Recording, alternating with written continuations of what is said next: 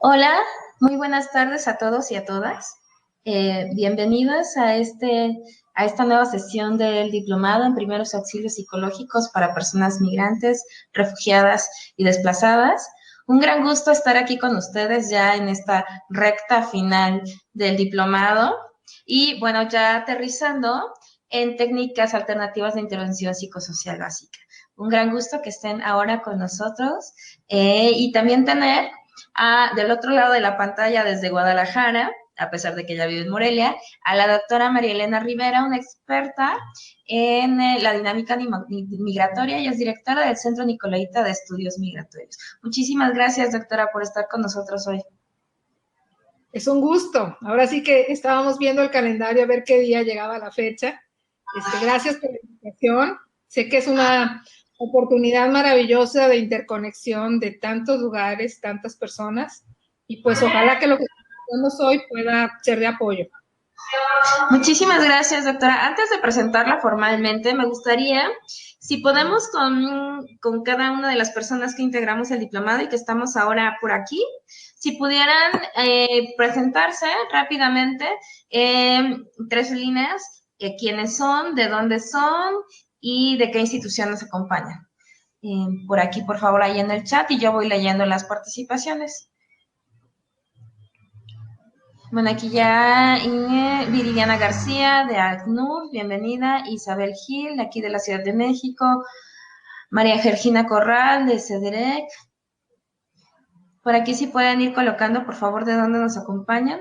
Lupita Izquierdo, también ahí de Morelia, del Centro Nicolaí. No, Lupita, tú eres de la Secretaría, ¿verdad? Del Migrante. No, Esmeralda. Esmeralda. ¿Mandé? Digo que nos está apoyando como parte del centro. El Centro Nicolás. Lupita, tú eres entonces del centro.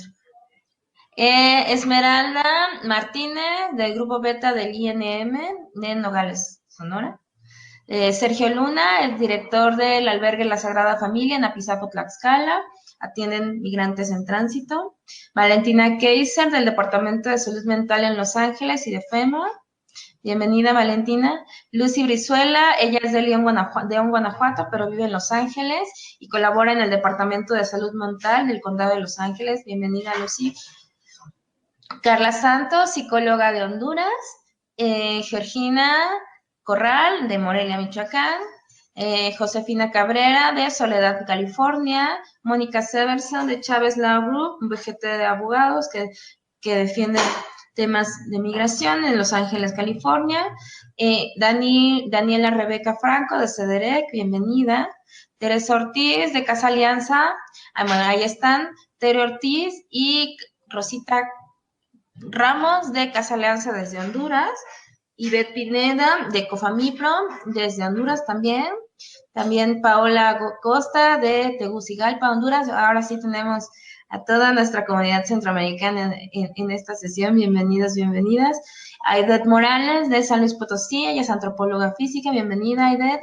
Luis Alberto Méndez, de Quetecumán, San Marcos, Guatemala, de los misioneros escalabinianos. Bienvenido, Luis. Andrea Álvarez, de la Ciudad de México. Janer David Puentes, asesor jurídico del Consulado General de Colombia en México. Blanca Rosa Hernández, de la Secretaría de Trabajo y Fomento del Empleo, de aquí de la Ciudad de México. Kaylin Navarrete, ella es psicóloga del Servicio Jesuita de Migrantes en Nicaragua. Ros Muñoz, directora de la Asociación Civil México Profundo y Vivo, ya me la aprendí yo, Ros, aquí en la Ciudad de México. Estela Acevedo, desde Chihuahua, bienvenida, Estela. Oscar Alejandro Mosqueda, también de Michoacán, de Morelia. Bienvenido, Oscar. Andrés Hernández, de aquí de la Ciudad de México. Marta Villarreal, Marta es abogada, también litiga temas migratorios y es parte de varias organizaciones civiles de aquí del país. Carla Junen Guzmán, también Carlita desde Morelia. Ahora sí también traen mucha porra la doctora. Hay también mucha representación acá de Morelia, Michoacán, ya las vi. También tenemos aquí a alguien, Guest 133 de McAllen. Bienvenido, Guest 133. Y bueno, Pues por aquí se van a ir presentando Socorro Guadalupe Jorge Cholula de McAllen. Bueno, lo que se siguen presentando y seguimos leyendo acá las participaciones, yo les voy a compartir un poco de la semblanza de la doctora María Elena. Ella es psicóloga clínica y terapeuta familiar. Está interesada en comprender y apoyar el desarrollo positivo de la niñez, la adolescencia, así como de sus familias. Trabaja en el fortalecimiento de los recursos psicológicos de las personas impactadas por la migración, como quienes se van a vivir fuera de México, los que retornan y sus familias que se quedan en espera de su regreso.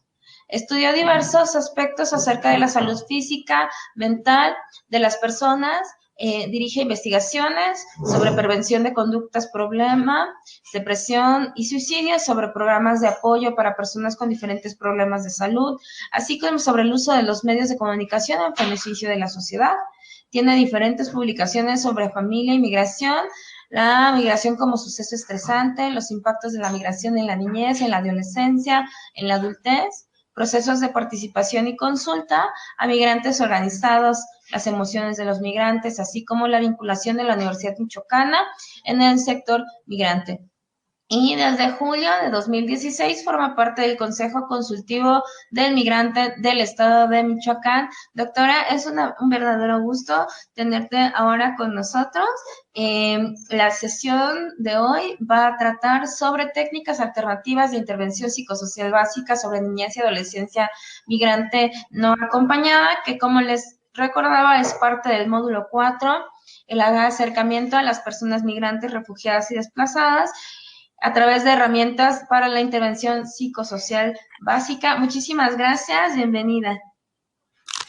¿Qué tal? Otra vez, es un gusto estar con ustedes y bueno, tengo la esperanza de que esta sesión pueda ayudarles a tener más herramientas de trabajo cuando tengan enfrente de ustedes un niño o una niña, acompañado o no acompañado, porque justo la estructura de esta presentación está basada en técnicas que puedan serles de utilidad independientemente de las condiciones que rodeen al niño.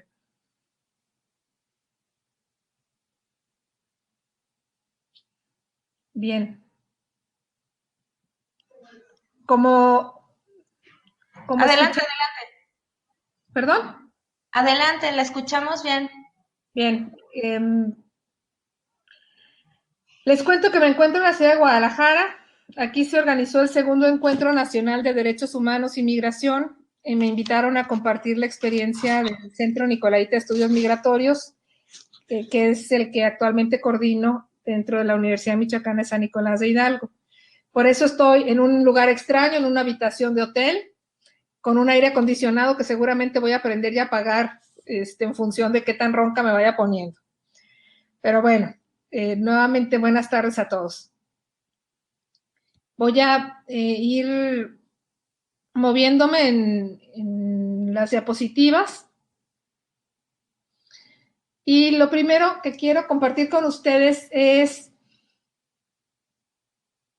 la postura inicial de cualquier intervención de primeros auxilios psicológicos. ¿Qué es lo que debería de fortalecer o hacia dónde tendría que dirigirse? Yo considero que podemos evaluar una intervención como exitosa si promueve los recursos de la gente, si le da más alternativas, si aumenta la esperanza, da un aliento como para continuar adelante, o si permite justo recuperar la paz y la estabilidad. Cuando encontramos una gente en crisis, ahí esos tres elementos están en juego. Normalmente está roto el equilibrio. Muchos de ellos, si mantienen la esperanza, eso les permite pues tener energía y fortaleza para los días venideros, pero otros más ya los encontramos agotados, tanto física como emocionalmente. Y sabemos que como seres humanos todos tenemos recursos, todos tenemos potencialidades, pero no todos sabemos reconocerlos en nosotros mismos ni en los demás. Y creo que es muy importante el trabajar en el reconocimiento de los recursos y el desarrollar técnicas y estrategias que permitan fortalecerlos. Y los recursos para mí son sinónimos de alternativas, de posibilidades, de potencialidad.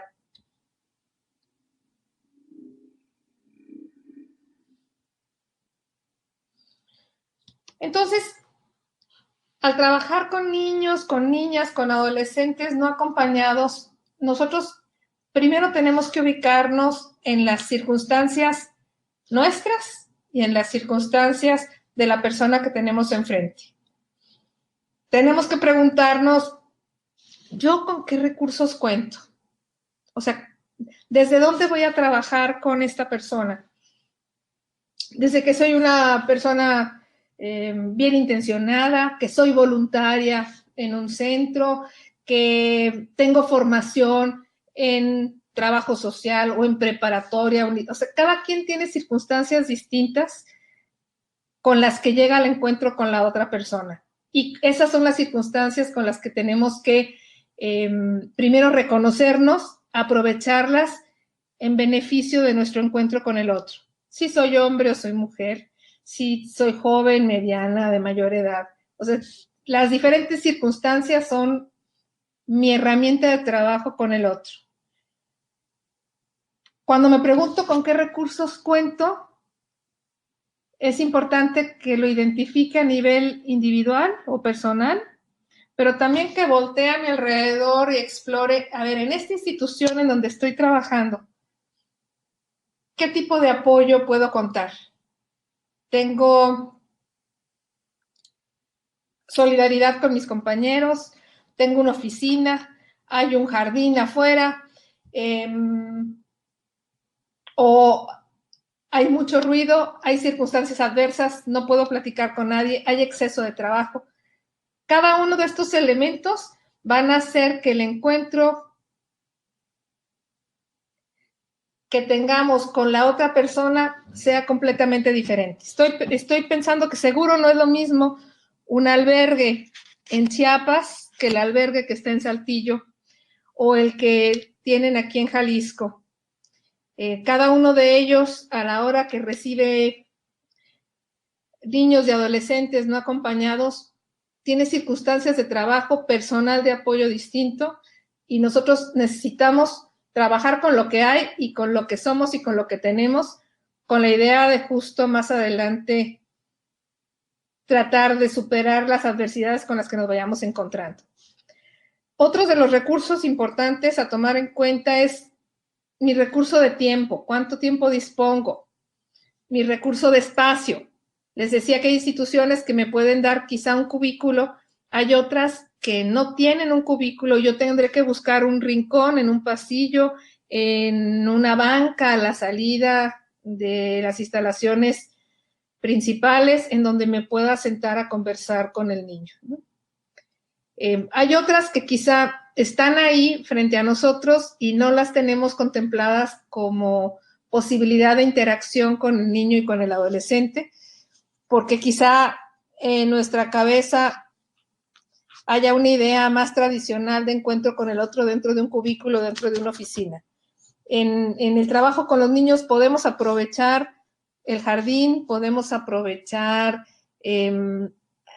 aquel espacio que se construya en confianza con el otro, que nos permita interactuar y que nos permita ir desarrollando la confianza inicial de todo encuentro humano. Por supuesto que sí, quienes me están escuchando son los directivos de instituciones. Claro que les recomendaría que se construyan espacios especiales para facilitar la intimidad de los procesos de atención, pero sé que nuestra realidad actual impide que tengamos esas condiciones físicas idóneas, ¿no? Ahora, esas son las características de la persona adulta que está haciendo el acompañamiento con el niño o niña o el adolescente. Ahora, ¿quién es esa persona a quien vamos a ver? ¿Qué características tiene? También sus circunstancias, ¿no? Su edad, el lugar de procedencia, su historia de vida, sus capacidades cognitivas, emocionales, sociales, sus limitaciones en esas áreas. Todo eso va a hacer que el encuentro humano con el otro tenga diferencias y no pueda haber una receta o regla común de cómo se trabaja con el otro.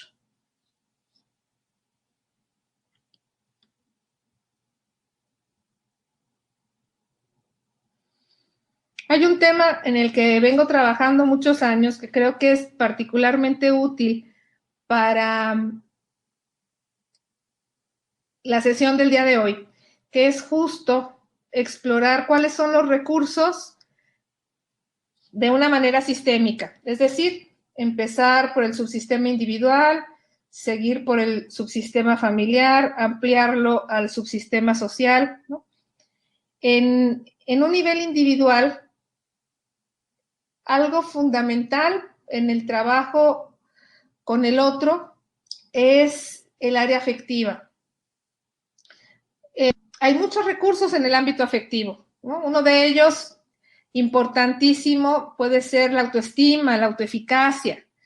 Yo aquí les estoy proponiendo 3 elementos como recursos afectivos en los que hemos trabajado en proyectos de investigación mucho tiempo, que sería el autocontrol, es decir, el que tú puedas mantenerte estable pese a situaciones adversas, el manejo de la tristeza y el manejo del enojo son áreas importantes en el trabajo emocional con cualquier ser humano y en este caso con los niños y con los adolescentes. En el ámbito familiar tenemos lo que es la unión y el apoyo. En la familia, la expresión, que se asocia mucho con la capacidad para comunicarnos con los demás, y la armonía en la familia, cuya contraparte sería justo la percepción de dificultades o de conflictos en la familia. Sabemos que muchos niños no acompañados justo vienen solos.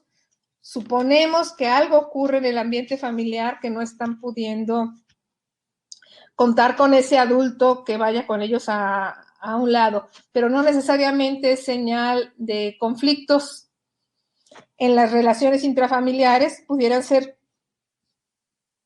situaciones meramente circunstanciales en donde el proceso de detención haya separado al niño de sus familiares.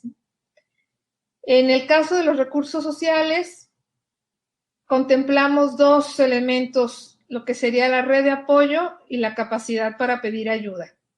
La red de apoyo son todas esas personas en quien el niño o la niña o el adolescente puede confiar, ese grupo de gente a su alrededor a quien puede acudir en determinado momento.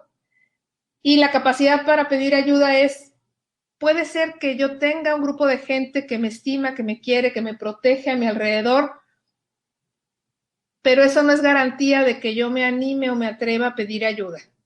Entonces, consideramos que estos elementos que les estoy proponiendo, estos recursos individuales de tipo afectivo, familiares y sociales, son clave para promover un estado de bienestar en los individuos en general y aquí enfocados en los niños en los que estamos trabajando. La parte emocional, insisto, el manejo de la tristeza, del enojo, la posibilidad de mantener el autocontrol. En el área familiar, un ambiente familiar de unión, de apoyo, en donde se pueda comunicar y expresar emociones y que en general sea percibido como armónico o no violento. Y en el ámbito social, el contar con una red y el tener la habilidad para pedir ayuda. ¿Por qué estoy poniendo énfasis en esto? Porque tenemos investigaciones con varias de estas variables en donde sabemos que los chicos que tienen especial riesgo de intentos suicida, especial riesgo de trastornos de la alimentación y de otras conductas problema, son aquellos que tienen dificultades para pedir ayuda, dificultades en el manejo de la tristeza y en el manejo del enojo, problemas de autocontrol y completamente desarmonizado su ambiente familiar, con falta de unión y apoyo y con falta de comunicación. Entonces, este panorama nos permite hacer como un diagnóstico de cómo se encuentran los recursos a nivel sistémico, individual, familiar, social, en el paciente, pero también partir de que quien atienda al niño o a la niña tendrá que también hacer una evaluación de sus propios recursos para abordarlo. Y el principal recurso es esa voluntad, es ese deseo de estar con el otro, de hacer un trabajo de vinculación y de apoyo que le permita transitar hacia un estado de bienestar en este momento que ha roto su equilibrio.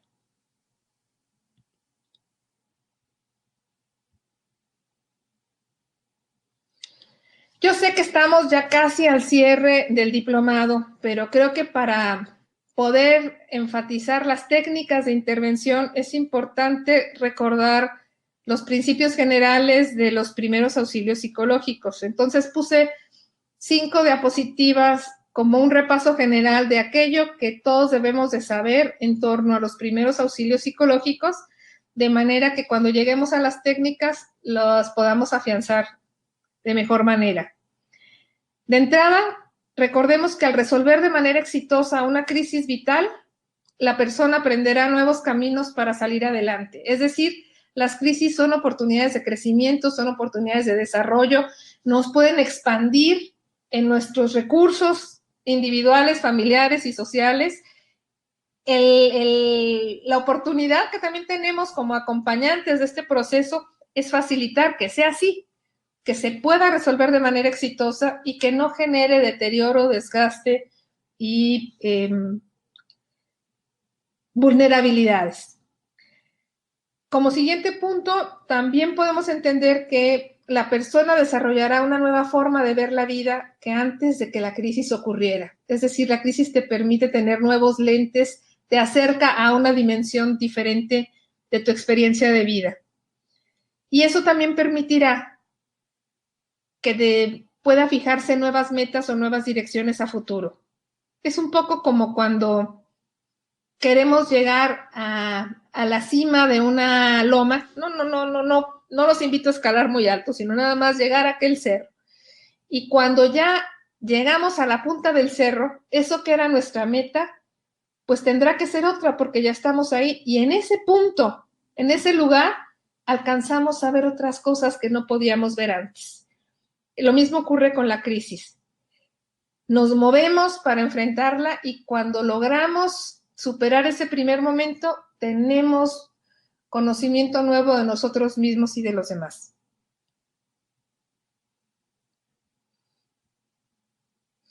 Ese conocimiento nuevo es el que tenemos que aprovechar para ser facilitadores de procesos de mayor crecimiento.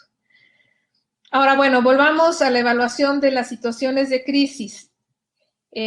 Siempre que hay una situación de tener una persona al frente en donde se nos pide apoyo para orientarle y acompañarle en un proceso crítico, tenemos que identificar las dos caras de la moneda, sus fortalezas y sus debilidades de cada uno de los subsistemas implicados en la crisis. ¿Cómo está el individuo o la persona? ¿Cómo está su familia? ¿Cómo está el trabajo? ¿Cómo está la comunidad? ¿Y cómo están las instituciones que tienen que ver con la atención del individuo? ¿No? Porque posiblemente en el papel o en el documento las funciones que tiene determinada institución son maravillosas, pero en la vida real o en la operación no necesariamente. Y todo ello pone en juego hacia dónde voy a dirigir el trabajo de intervención. Como verán, todo lo que tiene que ver con teoría en torno a la intervención en crisis tiene como fundamento teórico el texto de Slakeau en el 2000, que es un clásico en materia de intervención en crisis. Bueno, retomemos. ¿Cómo evaluar una situación de crisis? ¿Qué hay que hacer? Pues tenemos que ver en el medio ambiente qué fue lo que precipitó la crisis, qué es lo que mantiene esa crisis o esa desorganización, qué mantiene el sufrimiento y hacia dónde puede movilizarse al niño o al adolescente hacia un cambio constructivo de la situación. Y entonces enfoquemos estos pasos en un niño o una niña que ustedes conozcan que haya vivido este proceso de migración no acompañada. ¿Qué hizo que tuviera que migrar de manera no acompañada? O que llegara a un centro de detención de manera no acompañada, o que regresara al estado donde cada uno de nosotros vivimos de manera no acompañada. ¿Qué fue lo que precipitó esa situación? ¿Cómo se encuentra? ¿Está en estado crítico? ¿Está como zombie, que parece que no oye, no ve, no escucha? ¿Está en un llanto continuo? ¿Está haciendo como que no pasa nada? ¿Lo vemos sufriendo? Tenemos indicadores, ¿no? De que tiene pesadillas, no controla esfínteres, llora con frecuencias, grita, es profundamente irritable. Estoy buscando indicadores de sufrimiento, ¿no? De manera visible. Hay muchos otros que están ahí, pero que no los podemos alcanzar a ver. Todo ello, ¿cómo puede aprovecharse hacia un cambio constructivo de la situación? O sea, ¿cómo poder aprovechar este estado de crisis para que esa persona que tenemos enfrente esté mejor? Pues lo que nos propone la teoría es que tenemos que diferenciar entre si vamos a ofrecer primeros auxilios psicológicos o si vamos a ofrecer psicoterapia. Los primeros auxilios psicológicos, en función a cuánto tiempo de duración tiene la situación crítica, pueden durar de minutos a horas o hasta las primeras semanas o meses. O sea que yo puedo durar varias sesiones, varios meses apoyando a alguien con primeros auxilios psicológicos, y normalmente la psicoterapia no se da de manera inmediata, sino posterior a las semanas o meses de la situación crítica. ¿Quiénes dan los primeros auxilios psicológicos? Voluntarios, paramédicos, personas con quienes se tiene un primer contacto. En cambio, la psicoterapia predominantemente la dan personas que tienen entrenamiento específico en psicoterapia, en alguna de las escuelas, como puede ser humanista, sistémica, psicoanalítica, conductual, cognitivo-conductual, transpersonal, y todas las derivaciones de las mismas, ¿no? Les diría que de primer orden, de segundo orden y de tercer orden. Ya tenemos a nuestros modelos psicoterapéuticos ultra evolucionados. Y pueden ser psicoterapeutas y también orientadores. Ahora, ¿dónde se da la intervención? Normalmente los primeros auxilios psicológicos se dan dentro de las comunidades o en ese lugar o centro en donde justo acaba de ser devuelto o retornado del pequeño, o donde fue detenido y se le está acompañando, o donde está siendo resguardado y protegido, como pudiera ser un refugio, ¿no? La psicoterapia en general es un ambiente especialmente diseñado para la terapia o para la orientación. Las metas de los primeros auxilios psicológicos buscan restablecer los mecanismos de enfrentamiento de manera inmediata, o sea, tratar de restablecer el equilibrio lo más pronto posible, mientras que en psicoterapia se busca resolver la crisis, aprender de la crisis, tener apertura y disposición para encarar el futuro. Yo les diría que esta meta de la psicoterapia, ojalá y la pudiéramos trabajar también en los primeros auxilios psicológicos, al menos en esta parte de mantener la esperanza, ampliar las alternativas y recuperar el equilibrio, que es con lo que partimos el día de hoy. El procedimiento para los primeros auxilios psicológicos, pues serían los 5 componentes que se recomiendan en este modelo, y en la psicoterapia, pues el texto de Slaikeau propone el modelo de terapia multimodal para la crisis de Lazarus.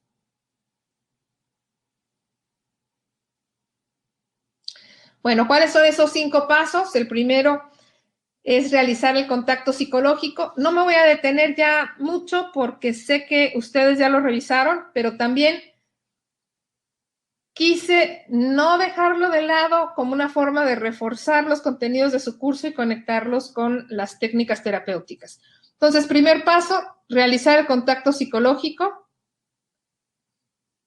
Segundo paso, examinar las dimensiones del problema.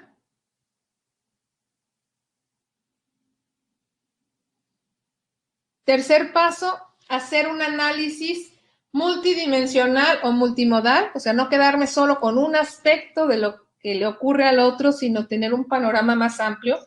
Y en el modelo de Lazarus proponen analizar lo que son las conductas o comportamientos, revisar el área afectiva, las emociones del otro, analizar sus creencias o cogniciones, analizar sus sensaciones, es su olor, el tacto, la vista, aquello que percibe a través de sus sentidos. Revisar cómo están sus procesos de imaginación, si es capaz de soñar un poco o si tiene coartada toda esa posibilidad humana extraordinaria de imaginar y de crear. Cómo están sus vínculos con los otros, sus relaciones interpersonales. Puede hacer amigos, habla con los demás, se mantiene aislado, se enoja mucho, golpea a los otros, ¿no? Y finalmente, si tiene algún problema con su consumo de alimentos o con su consumo de sustancias.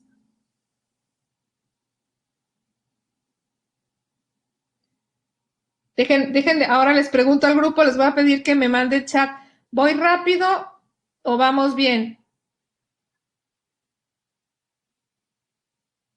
Me regreso. Ok. Muchas gracias por sus comentarios. ¿Hasta aquí alguna duda?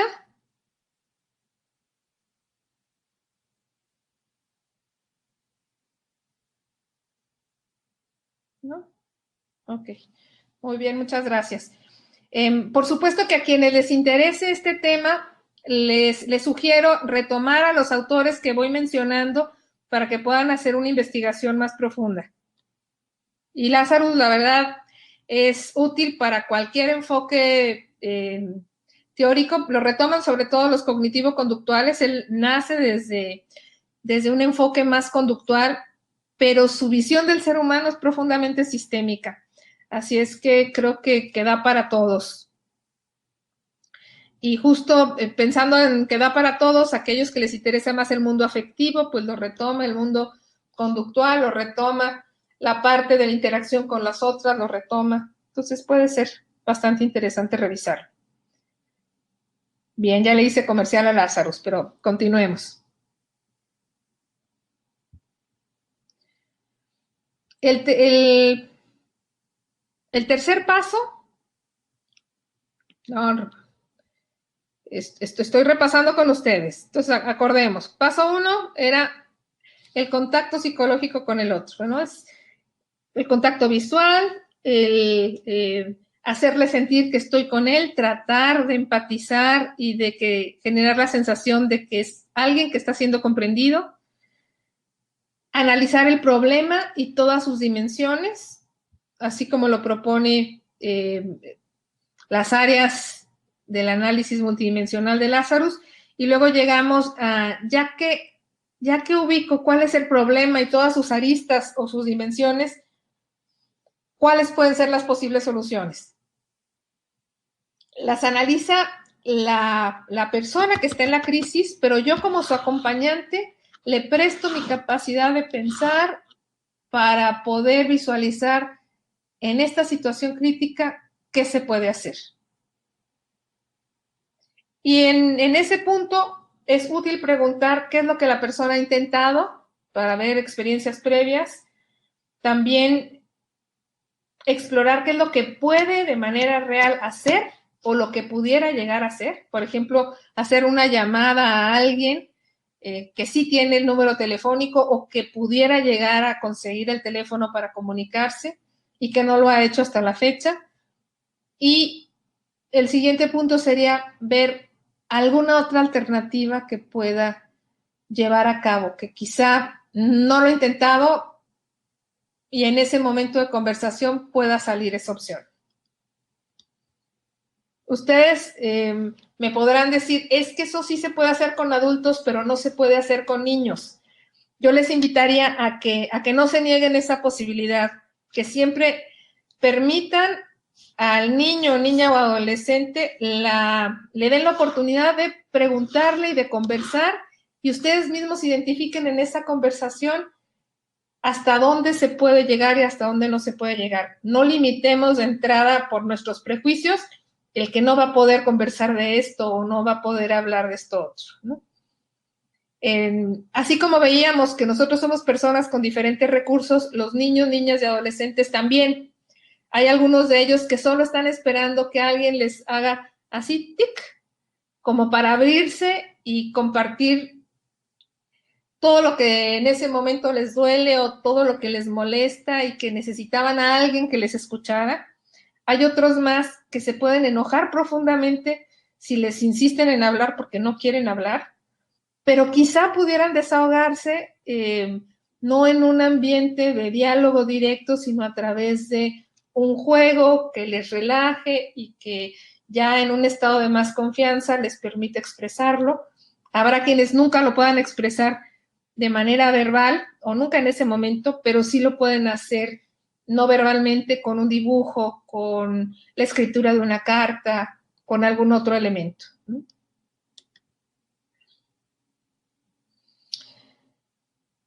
Eso nos va a llevar a apoyar en la realización de la acción concreta. Ya cuando en esta conversación con el otro se buscan alternativas y soluciones y se encuentran, quien hace primeros auxilios psicológicos acompaña a la persona a hacer la llamada, acompaña a ensayar qué decir, porque va a haber una persona quien tiene muchos años de no ver y tiene miedo o no sabe cómo comportarse en determinada situación y con el acompañamiento de quien hace los primeros auxilios lo podrá lograr. Entonces, hay que diferenciar que si la persona no tiene su vida en riesgo y es capaz de actuar en su propio beneficio, quien hace el acompañamiento no debe de ser directivo, sino más bien dejar que la persona tome todas las decisiones y simplemente acompañarlo en ese proceso. Pero si al revés lo vemos completamente perturbado, desorganizado y su vida corre riesgo, no está teniendo en ese momento capacidad de pensar y necesita que alguien le preste esa capacidad de pensar, entonces la actitud de quien hace los primeros auxilios psicológicos tendrá que ser directiva y acompañará a la persona y a la red de apoyo de esa persona en la toma de decisiones. Muchas de las veces cuando nos llega un niño no acompañado, pues pareciera que fue arrancado completamente de algún lugar y que no tiene red, no hay familia, no hay comunidad, un círculo más amplio, pero pues parte del trabajo de la institución a donde llega este niño es buscar esa red de apoyo familiar, social o institucional que pueda dar el acompañamiento, porque sabemos que un principio de beneficio para los individuos en general, así como hay que fortalecer recursos, hay que fortalecer las redes de apoyo que sostienen a los individuos, ¿no? Ahí hay muchos datos de investigación que confirman cómo tenemos como factor protector y acompañando a un mejor nivel de salud mental la presencia de redes sociales. Bien, entonces, en el primer caso, cuando la persona ve las soluciones y quien hace el acompañamiento no es tan directivo, su comportamiento va desde escuchar hasta orientar. En el caso de una actitud más directiva, pues se pondrá a movilizar los recursos, o sea, es decir, esa misma persona a hacer las llamadas, a llamar instituciones, a conseguir redes de apoyo para tratar de cubrir y salvaguardar el bienestar del niño, de la niña o del adolescente.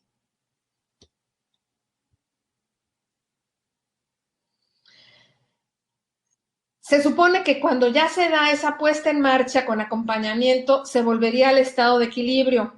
Pero bueno, pues pasa el tiempo y no sabemos si ese equilibrio fue permanente o si falló algo en el proceso, y para eso es el seguimiento. Si vemos en el seguimiento que el equilibrio falló,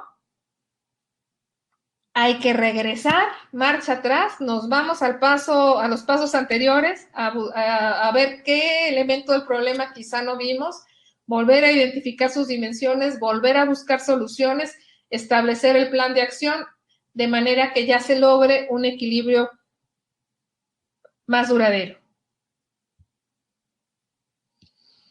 Y bueno, ya cuando pasamos a la intervención, podemos hablar de 2 etapas.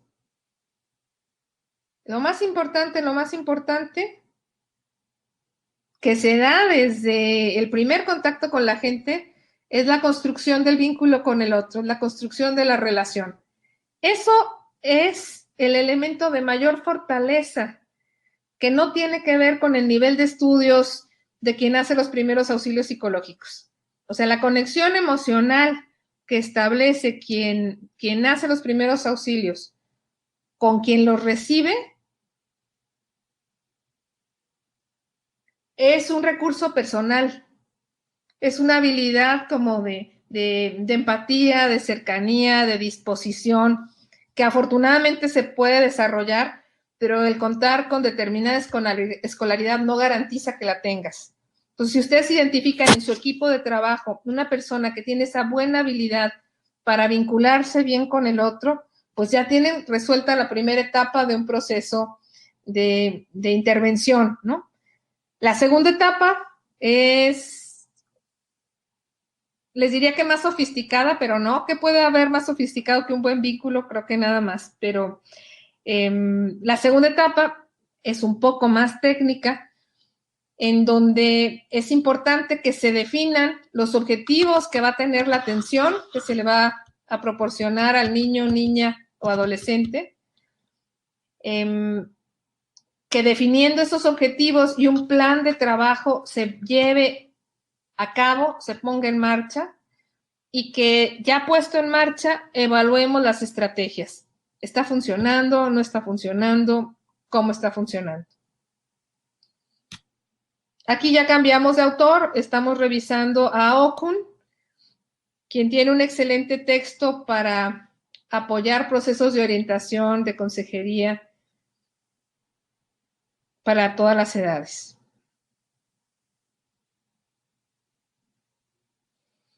Entonces voy a compartirles un poco de mi experiencia de trabajo con niños y adolescentes. Lo que vamos a ver en las siguientes diapositivas no lo van a encontrar como parte de un solo autor, ¿no? Sino pues es una integración personal del conocimiento sobre diferentes técnicas y de la práctica clínica con niños y con adolescentes. Mi práctica clínica ha sido con niños que no han sido migrantes, o sea, por un lado, he trabajado el tema de migración muchos años, pero no el trabajo específico con niños, niñas y adolescentes, y entonces lo que hice en esta presentación es conjuntar 2 campos de conocimiento, la experiencia clínica del trabajo con niños y adolescentes con el conocimiento de migración, y elegí aquello que creo que puede ser útil y conveniente para esta población. Por eso les decía que espero que el material que se lleven de esta sesión lo pongan ustedes en marcha y nos puedan retroalimentar qué tan útil les puede ser en su trabajo cotidiano. Bien, pues todo inicio de un proceso de atención necesita un encuadre. El encuadre son esas reglas de trabajo que van a orientar todo lo que yo voy a hacer. Y de entrada si mi intervención psicosocial con los primeros auxilios psicológicos es una forma de acompañamiento, el niño, niña o adolescente necesita saber de qué se va a tratar el acompañamiento, cuánto va a durar, qué puede hacer y qué no puede hacer ahí. Eso es importante que lo sepa el niño y que para nosotros también quede claro, porque el encuadre nos permite tener orden y dirección en aquello que hacemos. En este encuadre hay que acordar un objetivo, que el objetivo puede ser que estés un poquito menos triste, ¿no? Que el objetivo puede ser que puedas dormir en paz en las noches. El objetivo puede ser acompañarte hasta que localicemos a alguien de tu familia y te vayas y te puedas ir con esa persona, o acompañarte hasta que encontremos un lugar seguro y mientras tanto tú puedas sentirte un poquito menos asustado y más contento. Estoy bajando los objetivos a palabras comprensibles por los niños, que es muy importante, ¿no? Otra cosa muy importante es hablar de la confidencialidad, de que aquello que ocurra en este encuentro, en este diálogo o en este juego que puedan tener con los niños. ¿Por qué digo diálogo? ¿Por qué digo juego? Porque parte del encuadre será explicarle que en el momento en el que van a verse, ustedes pueden sacar hojas para dibujar, o podrían platicar, o podrían leer algún cuento, o podrían sacar un juego de mesa y jugarlo, o podrían tomar algunos muñequitos que estén por ahí e inventar un juego. Estoy dándoles un contexto más lúdico que pueda permitir la confianza, el mejorar el estado de ánimo, cambiando de la actividad tradicional de más escolar o quizá de una entrevista o diálogo técnico a algo que pueda ser un poco más lúdico, más semejante a un proceso de terapia de juego. La terapia de juego normalmente se utiliza con niños, se utiliza menos con adolescentes, pero no todos los niños ni todos los adolescentes disfrutan o quieren una terapia de juego o disfrutan o quieren una conversación cara a cara. Uno necesita en el encuentro con cada niño y con cada adolescente ver aquí qué funciona, ¿no? Y para que uno se vaya dando cuenta qué funciona, pues necesitas ir probando varias alternativas. Normalmente empiezas con algunas preguntas, explorando algo de su historia de vida. Si observas que en definitiva no hablan, le cuesta trabajo expresarse, pues la parte del uso de un dibujo o del uso de un juego sería muchísimo más recomendable, ¿no? Si el diálogo se da y además el niño o niña quiere participar en alguna actividad de juego, pues entonces se podrá dar, pero quizá están fascinados platicando y conversando que no es necesario orientarse hacia las otras técnicas. Es decir, no les estoy proponiendo un procedimiento de todos los niños van a empezar con un ejercicio de meditación y luego van a seguir con el dibujo libre y luego van a continuar con un juego directivo y luego van a continuar con un juego no directivo. No, lo que yo estoy queriendo trabajar con ustedes es darles una serie de elementos o de técnicas que ustedes puedan ir valorando con este niño en estas circunstancias, en este lugar donde yo trabajo, que cuento con estos materiales, puedo hacer o proponerle esta actividad o puedo proponerle esta otra. Aquí les pongo un dibujito de una caja de juguetes. No pretendo que todos ustedes tengan una caja de juguetes, pero sería muy útil, ¿no? Al menos tener una canasta o una caja de juguetes en su oficina, juguetes que permitan el juego libre, que puedan ser de todo tipo, estereotipados y no estereotipados, de manera que cuando llegue el niño o la niña pueda armar una casita, pueda sacar unos muñecos, pueda inventar una historia, que la historia sea exactamente del contenido que al niño le interese que sea. Si es una historia de amor, si es una historia de violencia, si es una historia de pasividad o de silencio, eso nos va a dar información del mundo interno, de lo que trae, de lo que le preocupa y de lo que también está queriendo compartirnos en ese momento a nosotros. Nosotros tenemos que saber con qué contamos, si contamos con hojas blancas, si contamos con plumones, si contamos con cuentos que podamos prestarle a los niños y a las niñas para que los vean, si tenemos algunas películas de historias parecidas a la de los niños, niñas y adolescentes que creamos que puedan ser útiles para que ellos también las vean en ese espacio, y este material de juego libre, así como material de juego directivo, pero de eso les voy a platicar más adelante.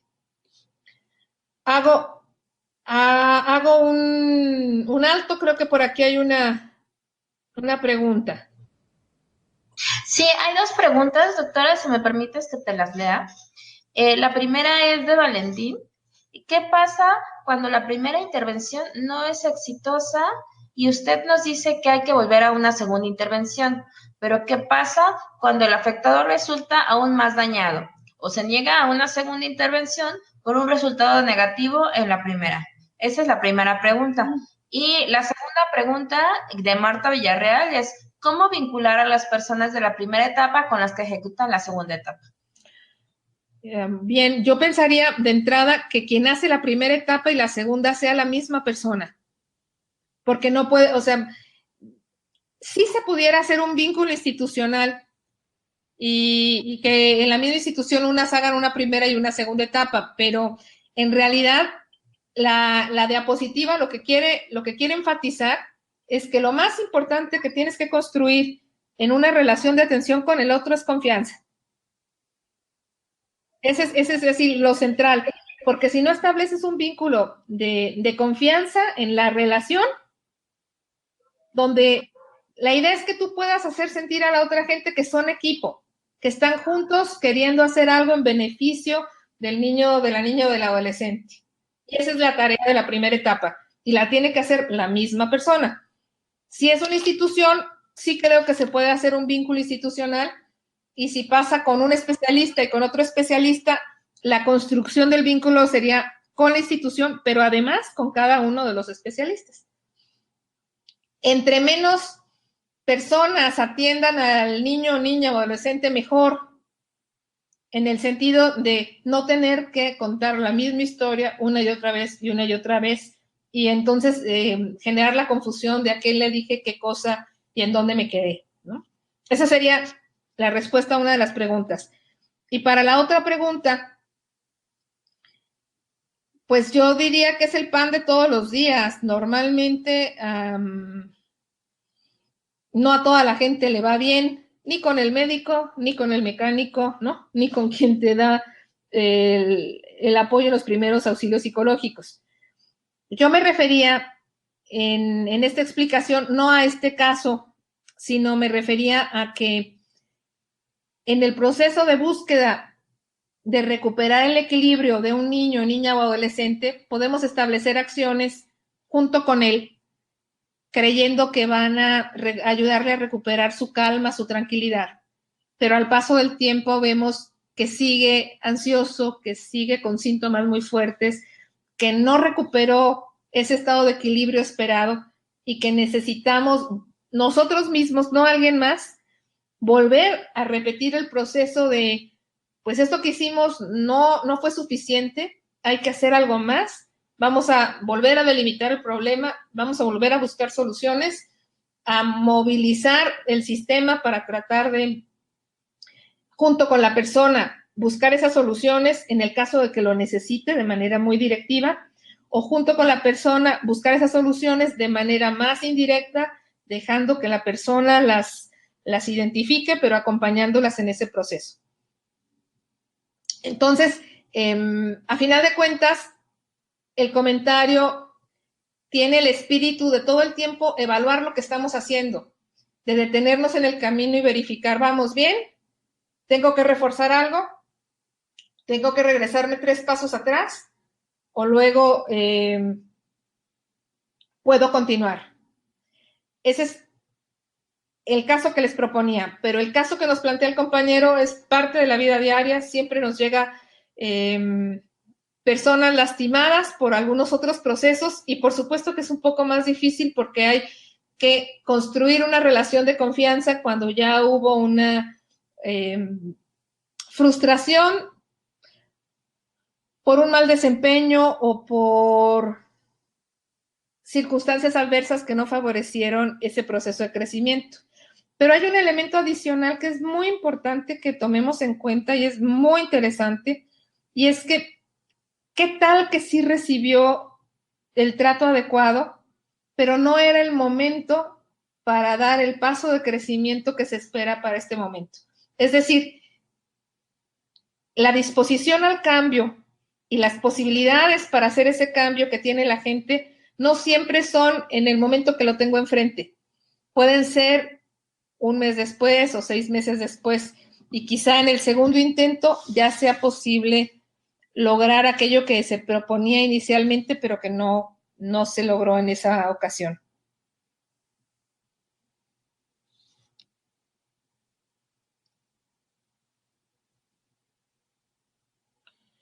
Bien, voy a cambiar de diapositiva para enfatizar que dependiendo de aquello que para mí sea más fácil trabajar o más importante trabajar, puedo darle peso al comportamiento, a la conducta, a las creencias o al mundo de ideas que tiene la persona que tengo enfrente. Puedo darle peso al contexto en el que se ha desarrollado o a su mundo afectivo o a los vínculos o interrelaciones que tiene con los demás. Por supuesto que somos seres humanos integrales y todos nosotros tenemos estos 5 ámbitos, pero algunas técnicas que vamos a revisar son mejores para el trabajo de creencias, otras son mejores para el trabajo de contextos, otras para el trabajo de conductas, otra para el de afectos y otra para el de interrelaciones.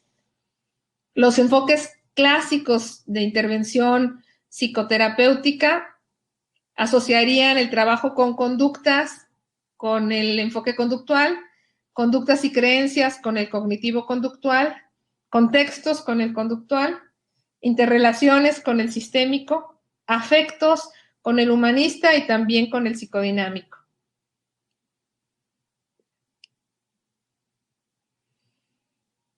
Bien, esto que dije fue cultura general, ¿no? En relación a los enfoques teóricos, sé que quien está haciendo los primeros auxilios psicológicos no tiene que dominar esa información, pero al menos sí ampliar el bagaje del contexto de dónde vienen algunas de las técnicas que estamos revisando.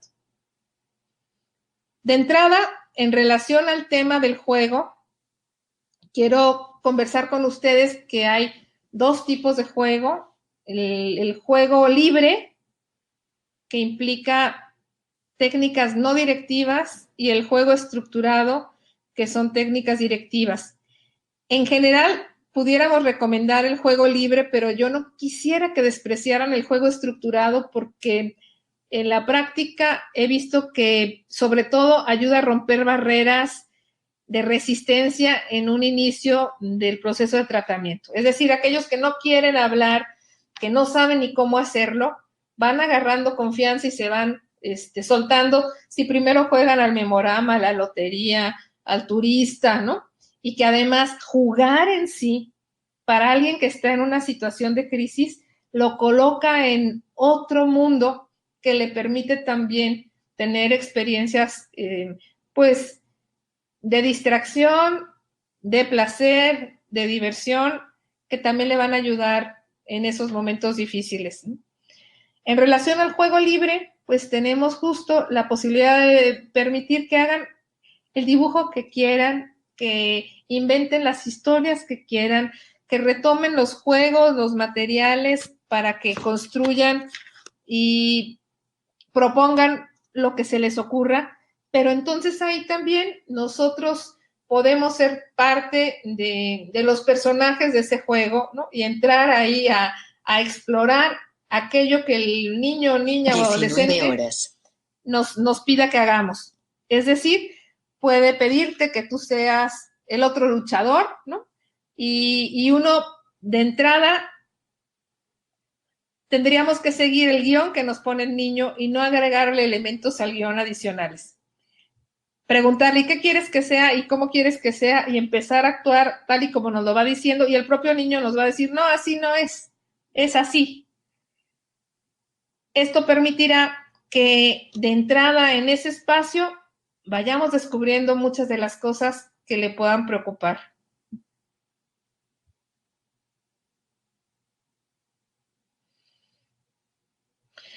Por acá pregunta Marta Villarreal que cómo escoger a qué área darle más énfasis.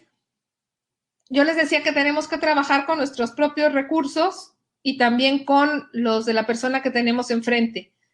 Nuestros propios recursos es, empieza a trabajar la que a ti te guste más, con la que tú te sientas más cómoda, más identificada, pero también ve, si ves que tú quieres trabajar el área de los afectos y tu niño, niña o adolescente no quiere hablar del mundo afectivo, pues quizá convenga más hacer ejercicios más conductuales, ¿no?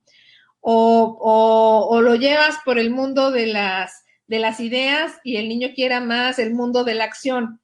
Entonces te tengas que mover a cambiar un tipo de técnica que lo movilice más, que lo ponga a jugar, a moverse, que implicaría algo más conductual. Bueno, regreso.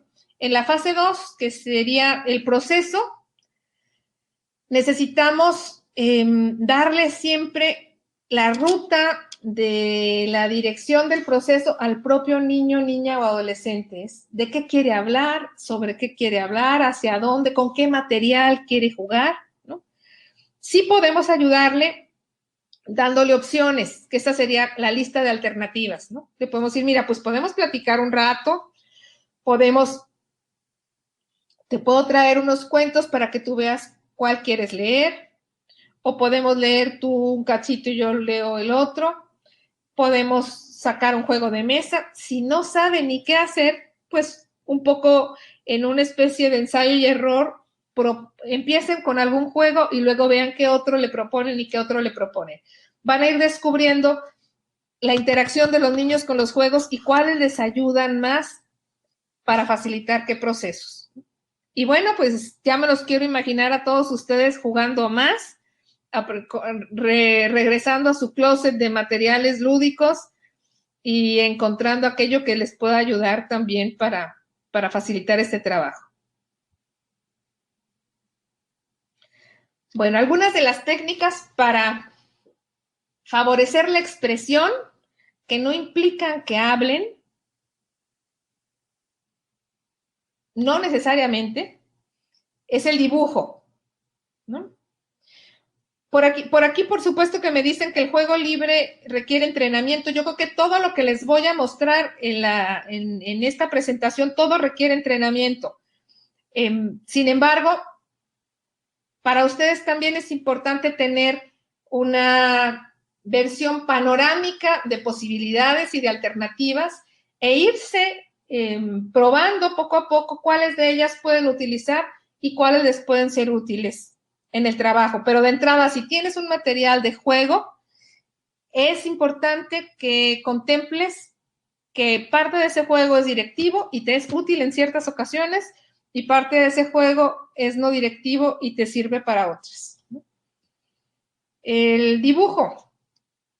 El dibujo puede ser el dibujo libre y con el dibujo libre tú observas de entrada, sin ninguna instrucción, qué es lo que le preocupa al niño. Dibuja a su familia, dibuja el cerro, dibuja lo que sueña, ¿qué dibuja? O puedes justo proponerle un tema de dibujo ligado con lo que le pasó, ¿no? Dibújame el momento en que te separaste de tu familia, ¿no? O que hazme un dibujo de lo que viviste allá donde estabas.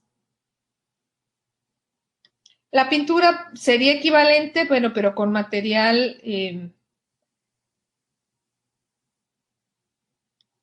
ya sea de crayola, ya sea de pintura estilo acuarela o digital, ¿no? El modelado con plastilina, música para poder expresar, pero poner quizá a grupos de niños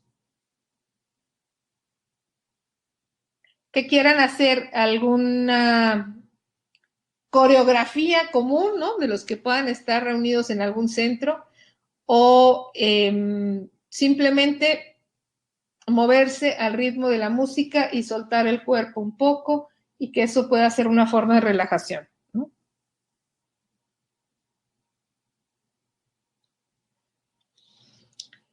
Preguntan que cuáles técnicas se pueden utilizar con adolescentes y cuáles se pueden utilizar con niños.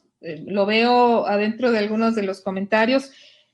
En general, las más lúdicas con niños, o sea, las que implican más juego con niños, las que implican más conversación con adolescentes, pero es muy variado porque hay niños que adoran conversar y hay adolescentes que adoran jugar y que en medio del juego es como se pueden expresar mejor, ¿no? Es parte de la interacción lo que ustedes van a ir descubriendo. Tienen que proponer una actividad, ver cómo responde esa actividad y luego a partir de ello decidir con qué siguen.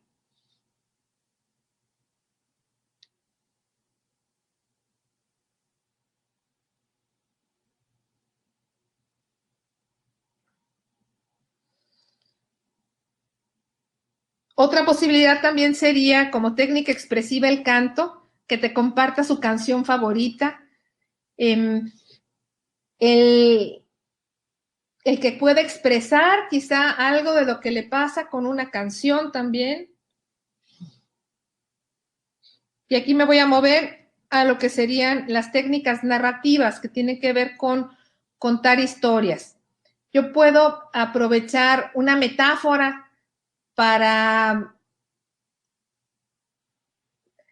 identificarme con él o ayudarle a través de esa metáfora a entender algunas de las cosas que le pasan, ¿no? Por ejemplo, la de una familia en donde, una familia de patitos, ¿no? Donde todos iban juntos y de repente uno quiso explorar y se salió del camino donde iban los patitos y se entretuvo observando un charco nuevo que estaba del lado derecho y cuando volteó ya no los encontró y entonces siguió caminando y llegó un señor cazapatitos que lo recogió y lo llevó a un centro con otros patitos, ¿no? Le estoy platicando una historia que se me ocurrió en este momento, pero que a final de cuentas puede ayudar a que el niño se ría, a que él pueda decir, no, eso se parece a mí, parece ser que estás contando mi historia, o a que no le dé importancia y entonces veamos que por ahí no es algo que esté funcionando. En muchos de los niños, niñas y adolescentes, metáforas asociadas con los deportes, con el fútbol, por ejemplo, les ayudan a emocionarse o a entender cosas que quizá les costaría un poco de más trabajo entenderlas de otra manera.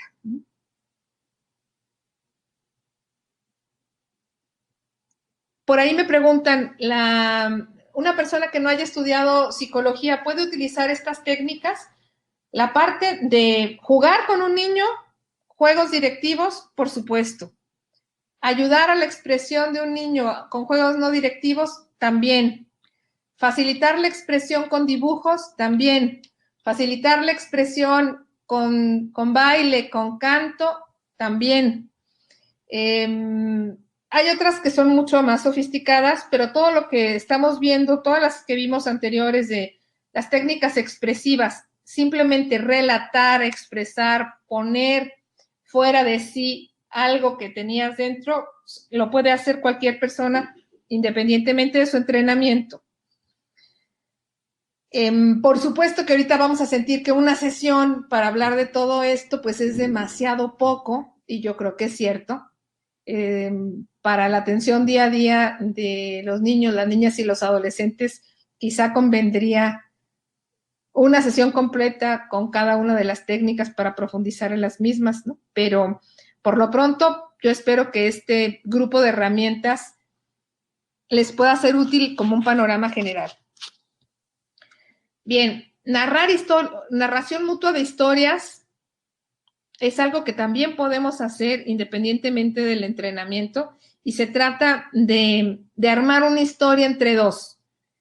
Tú empiezas un cuento y luego le pides al niño que le siga, un cuento cortito, ¿no? Es una historia como donde cuentas 1 minuto de algo, o sea, como que el inicio, y luego le pides, ahora síguele tú, y entonces el niño te cuenta una segunda parte, y luego te pide que tú le sigas, y entonces en ese diálogo de historias van saliendo esos temas que le preocupan, que le interesan, que necesita expresar y que tú estás ayudando con tu participación a que los exprese, ¿no? Otra posibilidad puede ser utilizar cuentos con los que se puedan identificar, cuentos infantiles que puedan leer, y ya que los leen juntos, pensar en alguna otra forma de que termine el cuento, si está bien esa forma, si lo escribiera él, ¿qué le cambiaría, no? Y entonces están moviendo el mundo de la creatividad y de la imaginación para buscar alternativas nuevas. En el caso de cartas, ustedes pueden invitarles a que escriban una carta para alguna persona que sea importante para ellos, o una carta que se escriban a sí mismo, o una carta que les escriban a ustedes en donde les cuenten lo que le pasó, porque quizá no sea niño a decirlo con palabras, pero sí lo pueda decir con palabras escritas. Por supuesto que para el caso de niños pequeños que no tengan manejo de lectoescritura, pues no es lo más conveniente, pero para niños de 10 años en adelante o de secundaria lo pudieran hacer. Y aquí regreso, todo depende de las características de ese niño, de esa niña, ¿no? Hay niños de 15 años con unas dificultades de lectoescritura muy graves, en donde si les pides que escriban, en lugar de que pueda ser algo que disfruten, puede ser algo que les angustie y que les incomode, ¿no? Pero habrá otros que te lo agradezcan mucho, porque a través de las palabras escritas desahogan su corazón. Otra posibilidad es que tengan en el espacio donde trabajan muñecos ayudantes, muñecos que puedan servir como apoyo para disminuir las pesadillas, apoyo para enfrentar los miedos, apoyo para sentirse más valientes. Es el uso del muñeco como una metáfora que fortalezca o que apoya al niño. Lo otro es que el niño o niña escriba un cuento que se le ocurra. Otra es que yo le escriba un cuento parecido a lo que vive, en donde quiero en ese mismo cuento proponerle algunos recursos o alternativas de salida que le puedan apoyar y que quizá no está contemplando en este momento, pero que los puedo proponer a través de la escritura del cuento.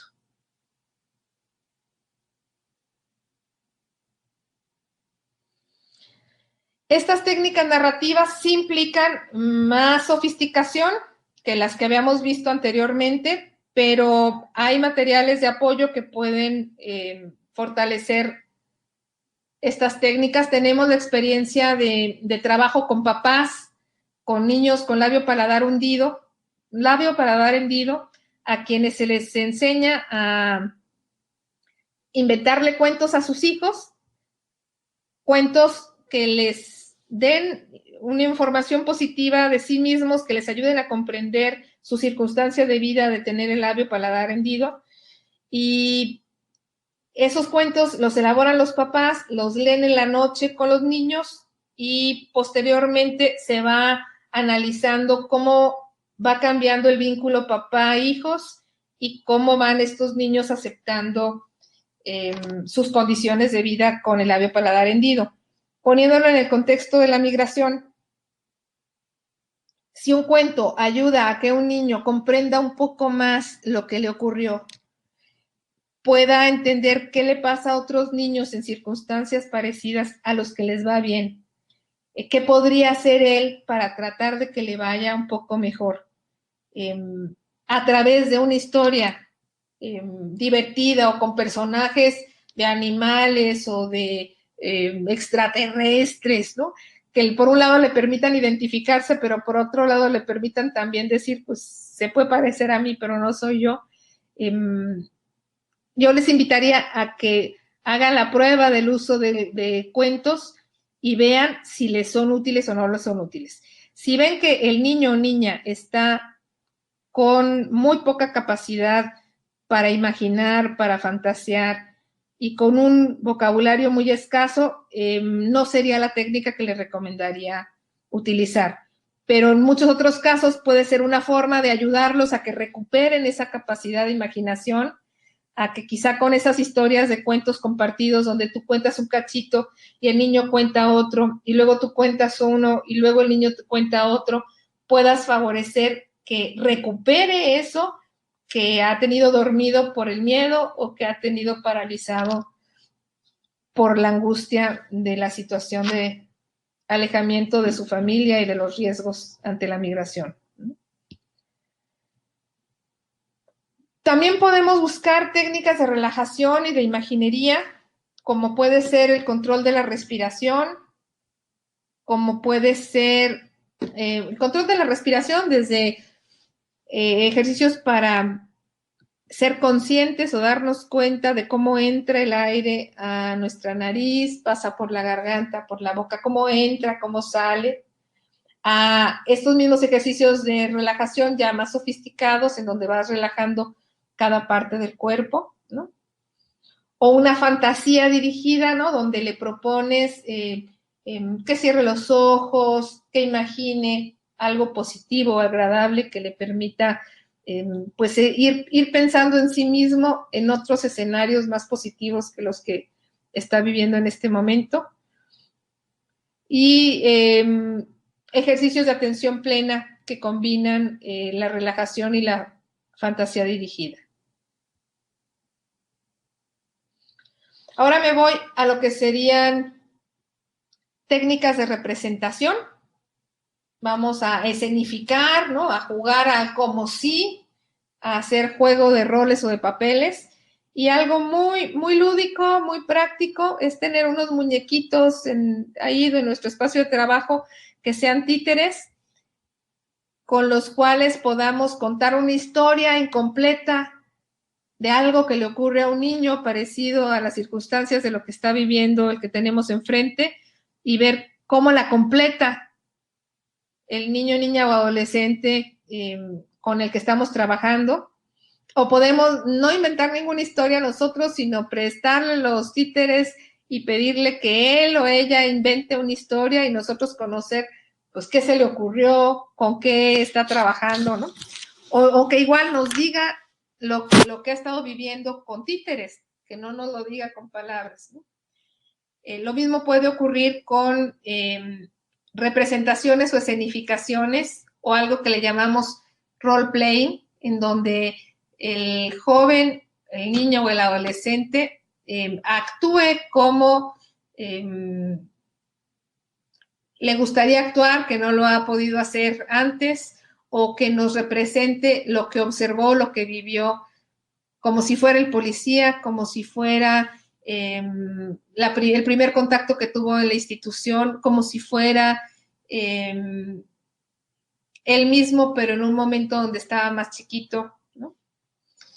La parte del ensayo conductual nos permite nuevos repertorios de comportamiento, es decir, probar en ese espacio el que haga cosas que no se atreve a hacer, pero que quiere hacer.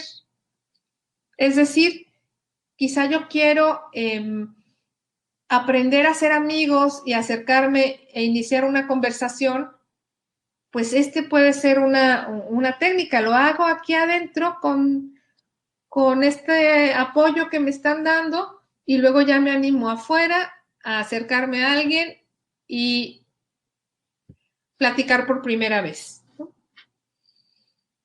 En el caso de la silla vacía, tenemos un espacio en una silla vacía en donde se va a colocar la representación de ese tema, persona o cosa que le preocupa a quien le puede decir o le puede expresar aquello que no ha podido manifestar y que pues a través de esta técnica puede decir. Muchas personas con dificultades de abstracción no entienden las instrucciones para la técnica de silla vacía. Yo no la recomendaría para niños pequeños, pero quizás sí pueda ser útil para adolescentes dispuestos a ese tipo de actividades. No todos están dispuestos, pero algunos sí y les son útiles.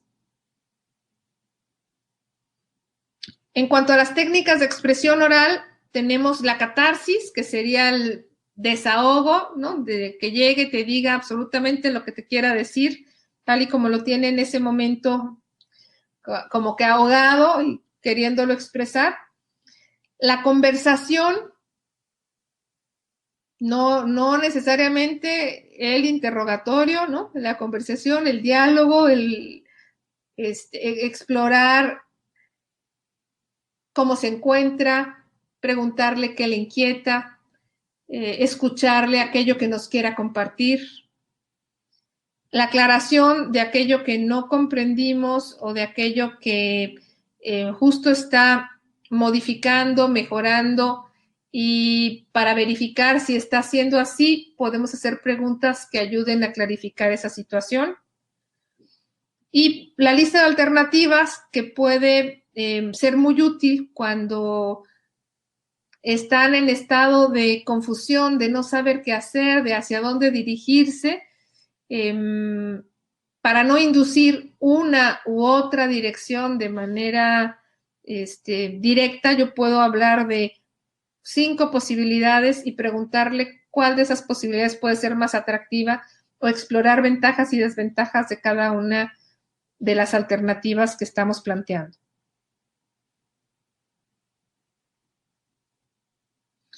Bien. Me preguntan sobre la técnica de la silla vacía, y aquí voy a hacer la aclaración. Parte de la preocupación del día de hoy es qué puedo hacer y qué no puedo hacer, si tengo o no tengo entrenamiento, ¿no? La técnica de la silla vacía sí implica más entrenamiento, pero les voy a compartir el principio fundamental. Se trata de una posibilidad de traer al lugar donde estamos trabajando a esas personas que no las tenemos físicamente en ese momento con nosotros, ¿no? Por ejemplo, podemos traer a un amigo de la escuela, traerlo con la imaginación, ¿eh? Y entonces decir, en esa silla, imagínate que está tu amigo, ¿qué diría de ti? ¿Cómo te veía cuando estabas en la escuela con él, ¿no? No, pues diría que yo soy muy travieso y diría que soy muy llorón, ¿no? ¿Y qué diría de cómo te iba a ti en la escuela, ¿no? No, pues que era bien burro, ¿no? Traje al compañero de escuela, pero igual puede ser alguna otra persona importante o significativa que no se haya animado a incluir hasta el momento. Por ahí están mencionando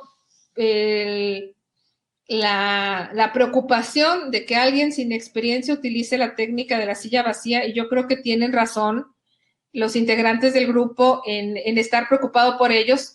Sin embargo, para mí era importante incluirla como una de las técnicas clásicas de apoyo que se recomienda en varios libros de intervención en crisis, incluyendo el de Slakeau, ¿no? No, ya saben que la intervención en crisis y los primeros auxilios psicológicos no necesariamente tienes que estar entrenado para hacerlo, y sin embargo, pues dentro de las opciones de técnicas hay unas más sofisticadas que otras, y esta sí puede tener mayor riesgo. Entonces, regresemos a hacerle caso a esa preocupación del grupo y a recomendarles que dejen esta técnica para cuando tengan un poco de más entrenamiento para utilizarla.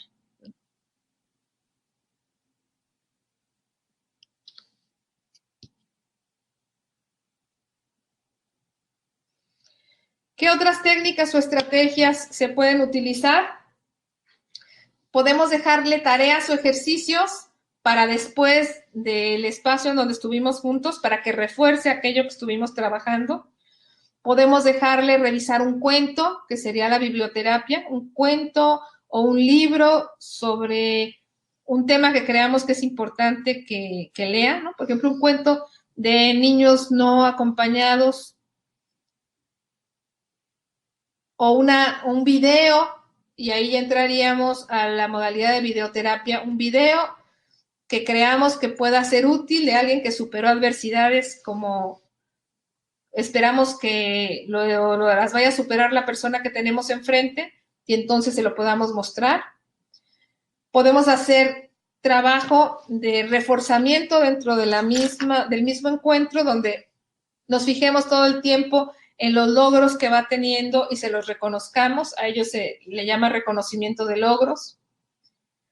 Podemos también invitarlo a hacer ejercicios de autoobservación, como sería un diario, ¿no? Donde escriba lo que le va ocurriendo o donde registre cuántas veces se puso triste o cuántas veces estuvo colaborador con los demás o cuántas veces pudo animarse a hacer algo que antes no se animaba a hacer, ¿no?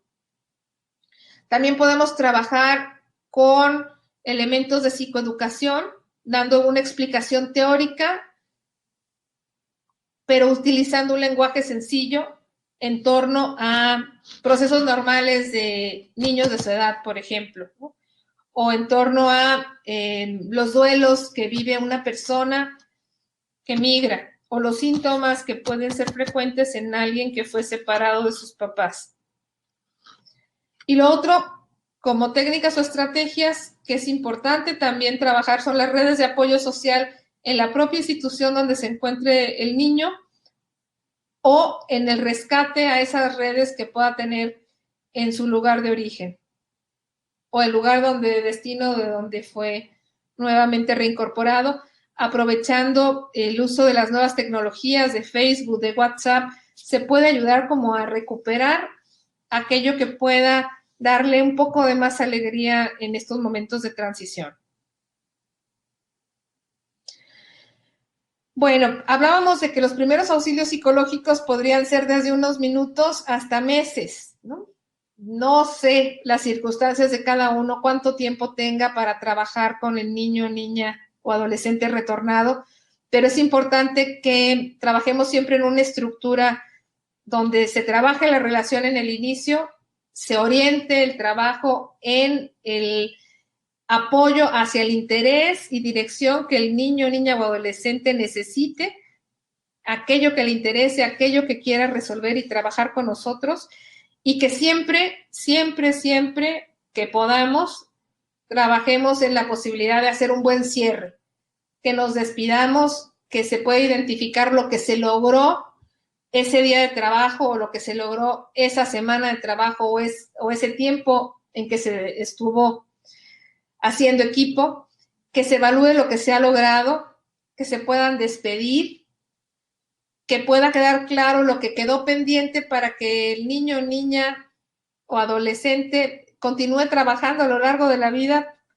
como por ejemplo, quizá mejorar su autoestima, enfrentar algún miedo que por ahí esté pendiente y pues despedirse.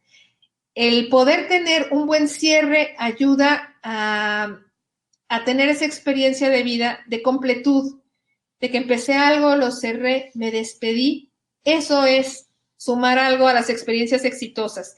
No es dejar abierto procesos o abierto momentos permanentemente, ¿no? También es importante dejar abierta la posibilidad de tener sesiones de seguimiento, si la institución y nosotros podemos ofrecer ese servicio, aclarar temas o asuntos pendientes si hubiera alguna duda. Se puede hacer algún ritual de despedida, ¿no? Por ejemplo, llevar una rebanada de pastel de hoy es nuestro último día y lo vamos a compartir, o entregar un diploma, o hacerse una carta mutuamente, hacer un dibujo de despedida y finalmente ya marcar el cierre. A final de cuentas, termino como les proponía en un inicio. Los primeros auxilios psicológicos deberán de incrementar los recursos, las alternativas de las personas con quienes trabajamos. Deberán de fomentar la esperanza, de dar alguna ilusión para seguir adelante y de restablecer el equilibrio. Si nosotros evaluamos qué tanto en nuestra intervención con la persona que tenemos enfrente logramos eso, establecer el equilibrio, incrementar la esperanza y aumentar los recursos, podemos hablar de que la intervención fue exitosa. Les dejo una lista de referencias de materiales en relación a los recursos psicológicos, de materiales sobre intervención en crisis, sobre técnicas narrativas, sobre técnicas de terapia y de entrevista. También un texto de un taller que desarrollamos para promover el bienestar físico y mental, que, bueno, tiene 8 sesiones para apoyar a los padres, a los niños con experiencias migratorias. Y bueno, pues con ello concluiría mi presentación y estaríamos ya listos para abrir más espacio de preguntas. Hay algunas preguntas que se quedaron en el tintero a lo largo de la presentación. Algunas sí se leyeron, otras creo que no. Hay una especialmente que me llama la atención, de Celia Naya. Ella pregunta si tú recomendarías, María Elena, videograbar las entrevistas. No, bueno, no lo recomendaría en términos de la protección de los derechos del niño o niña. Como no tiene alguien que firme de consentimiento informado, pues creo que tenemos que ser cuidadosos de no poner en riesgo ese derecho. Sin embargo, si se tratara de que el terapeuta en formación esté teniendo supervisión y le estén permitiendo en un centro atender a niños con estas circunstancias y tengamos garantía de que la sesión va a ser supervisada, en ese caso considero que, claro, que sería conveniente porque sería material que serviría para mejorar la intervención que se tiene con los niños y niñas. Pero aún así, en cualquiera de los dos casos tenemos el dilema ético de la dificultad de videograbarlos. Quizá utilizando alguna técnica en donde no saliera el rostro de los niños, ¿no? Que ellos quedaran de espaldas y el terapeuta quedara de frente, se salvaría esa circunstancia. Ok. Aquí hay algunas preguntas más. ¿Cómo interpretar los diferentes dibujos? ¿Qué técnica funciona mejor con adolescentes? ¿Por qué el énfasis en generar confianza? Y finalmente, un comentario sobre el tema de las videograbaciones. Y dice, ese problema se resuelve con el consentimiento, ese problema del consentimiento se resuelve con la política de privacidad de la institución. El problema es la edad y la falta de consentimiento de los papás, porque estamos hablando de menores no acompañados, ¿no? Pero bueno, ahí en asuntos legales ustedes van a ser más expertos que yo, ¿no? Seguros hay un grupo de personas que tienen herramientas teóricas para apoyarnos con eso. Déjame regreso a las inquietudes. La parte de la interpretación de los dibujos no la estamos esperando, o sea, no es un asunto de diagnóstico. Estamos hablando del dibujo como expresión. El dibujo como para que manifieste lo que quiera decir que no puede decir con palabras. Para que saque aquello que tiene dentro que no lo está pudiendo expresar de otra manera. Y digo, muchos de ellos no tienen acceso ni a hojas ni a colores, ¿no? El dibujo permite muchas cosas, ¿no? Desde distraerte, emocionarte, mostrar la creatividad, contar una historia con el dibujo. Tú podrías preguntarle acerca del dibujo, ya si pasamos de la expresión meramente gráfica a cuéntame, ¿y qué pasó aquí? ¿No? ¿Y quién es este personaje? ¿Y por qué dibujaste esto otro? ¿Y por qué está todo tan chiquito? ¿Por qué está todo tan grandote? ¿No? Pero ahí tú no estás interpretando, estás pidiéndole al niño que te cuente su historia, o al niño o al adolescente, en relación al material que generó. Y les diría que hay muchísimos adolescentes que les fascina hacer dibujos. Volviendo a esto de qué sirve para niños, qué sirve para adolescentes, mi conclusión en ese tema de qué sirve para cada quien es lo que les planteaba al inicio de esta conversación. Uno tiene que ir encontrando qué sirve para cada quien en la relación con el otro. Como principio general, pues conversación más con adolescentes y dibujo más con niños.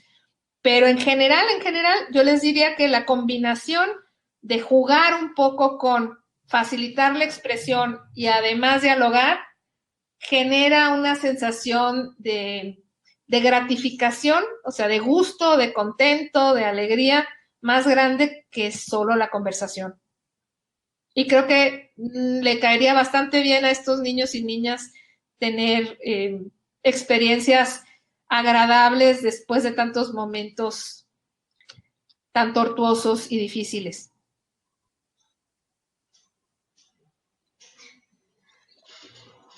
Muchas gracias. No sé si haya otra pregunta más.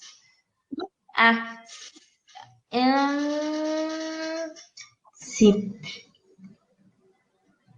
Que si se podrían usar láminas con dibujos que representen situaciones para que el niño o niña o adolescente crea una historia, y si la respuesta a lo que dibujaste así es no más. No, ¿podrías explicarte un poquito más, Marta? No, lo entiendo perfecto. Es que en el trabajo con niños o niñas y adolescentes, muchos de ellos quieres iniciar una conversación o quieres preguntarles cosas y te dicen, no sé, no más, bien, mal, o se quedan callados, ¿no? Pero justo cuando juegas, cuando pones ahí una posibilidad de cantar, de jugar, de hacer otra cosa que no es un interrogatorio, muchos niños se sueltan y en medio del juego, mientras están dándole 3 pasos al turista, te dicen, mi papá estaba muy borracho y golpeó a mi mamá. ¿No? Y ese es justo como parte de la sensibilidad de quien trabaja con ellos, ir identificando cómo puedo hacer que este encuentro contigo sea agradable, facilite que tú te expreses sin que te sientas forzado por mí. Porque muchos de nosotros quizá tengamos la consigna de tiene que hablar para que entonces se libere de todas las preocupaciones que tenga y entonces ya pueda continuar con su vida con menos carga. Sí, pero no toda la gente puede hablar o no puede hablar en ese momento o no de la manera en que uno está queriéndolo proponer inicialmente. Y por eso el tener varias alternativas de qué puedo hacer facilita pues la interacción y las posibilidades de que salga algo bueno de ese encuentro o conversación con el otro. Ok, bueno, hay 2 preguntas más y un comentario. La primera pregunta es, ¿qué pasa si tenemos indicios de adicciones?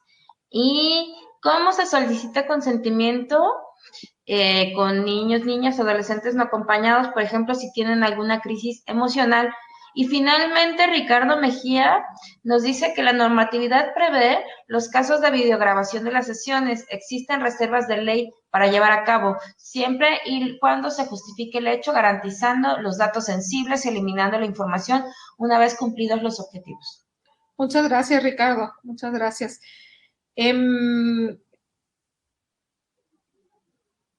Estoy sorprendida porque hay muchísimas preguntas y tengo ganas de contestar todas y ahí vienen una y otra y otra y otra.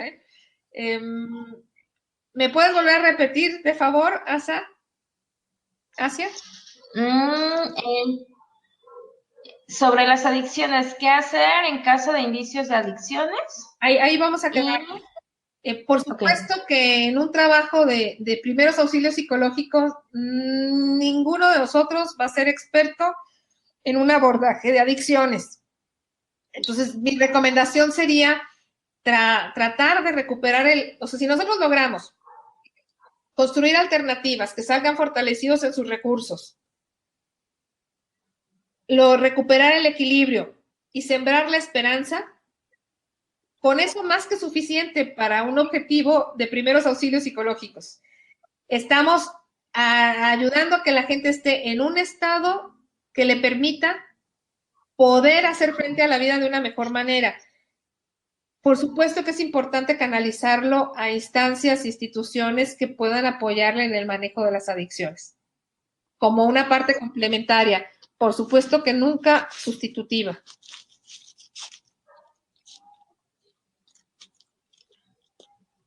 ¿Y cómo se solicita consentimiento con niños y niñas adolescentes no acompañados, por ejemplo, si tienen una crisis emocional?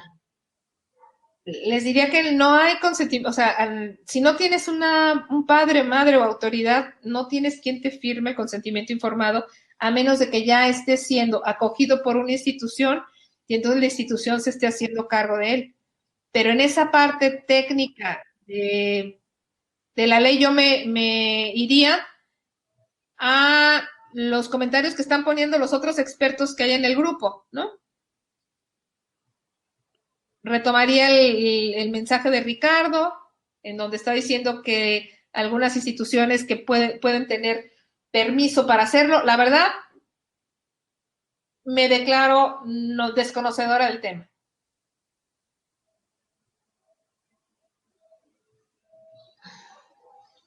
Y bueno, hay gran debate sobre el tema de la protección de datos.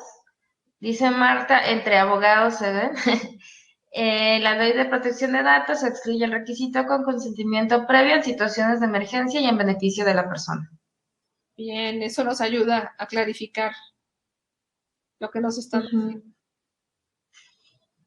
Oye, pues nosotros, Marielena, vamos a hacer una práctica el fin de semana en Casa Mambre. Casa Mambre es una casita en donde albergan personas refugiadas y desplazadas, y sí está prohibido cualquier foto, cualquier video, especialmente a los niños, y hay protocolos de solo tomarles las manos, solo tomarles la espalda, ciertos enfoques, justo para proteger el tema de las caritas, etcétera. Entonces yo creo que más bien tiene que ver justo para qué y con quién, el uso, ¿no? Que se le va a dar a esta información. Y justo la clase pasada, una de las cosas que nos compartía la maestra era técnicas de entrevista, justo de niñez y adolescencia migrante no acompañada, y lo que ella decía es que lo primero es que tenemos que explicar para qué estamos haciendo lo que estamos haciendo, ¿no? Y yo creo que también es una reflexión interna de, pues, ¿para qué querríamos grabar a esa persona?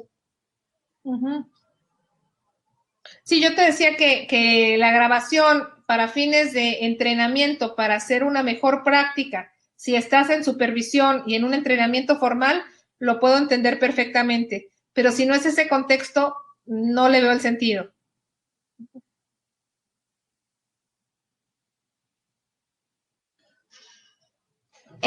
Sí, siguen con el mismo debate, dice Rosa, es un tema delicado. Ricardo dice, en la práctica privada no es recomendable brindar atención. En todo caso, estos niños son atendidos cuando son acompañados por alguna institución designada como responsable. El consentimiento informado se lleva a cabo con la institución y ya.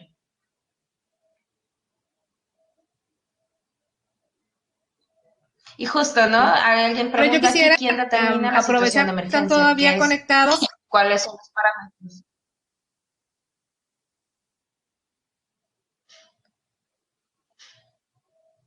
Generar la situación de emergencia tiene que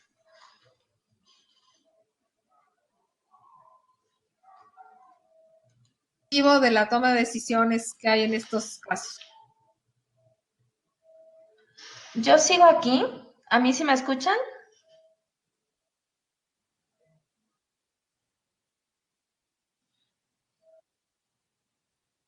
¿Perdón? Sí, María Elena, te perdimos un momento. No sé si podrías repetir esta última idea. Es que te cortamos un momento. Sí, insistía en que yo veo de videograbar las sesiones, si quien está brindando la atención está en entrenamiento, justo para depurar y mejorar sus técnicas de intervención, si tiene una práctica supervisada, si alguien lo está revisando y lleva eso como material para mejorar su práctica. De no ser ese el caso, no le veo la utilidad más allá, pues, que de generar información y guardarla, ¿no?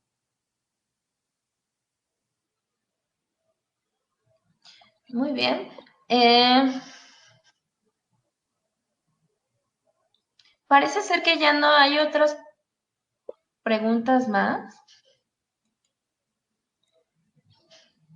Sí, yo quisiera preguntarle al grupo en relación a lo que han estado revisando hasta el momento, ¿cómo les llega esta información? O sea, lo que revisamos en este momento, ¿qué tan útil es pertinente en este momento? ¿Necesitaban menos información que la que vimos? Un poco de retroalimentación.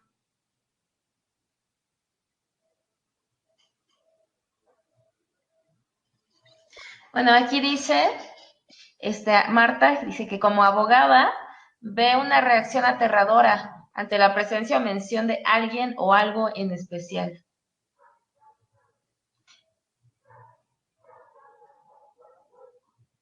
Ella se estaba refiriendo a que se necesitaba la videograbación como una forma de entrenamiento. Quizá habría que buscar la secuencia del comentario anterior para entenderla, ¿no? Así, me he encontrado en situaciones de niñez no acompañada y se dice algo espontáneamente y nadie alcanzó a entender su diccionario.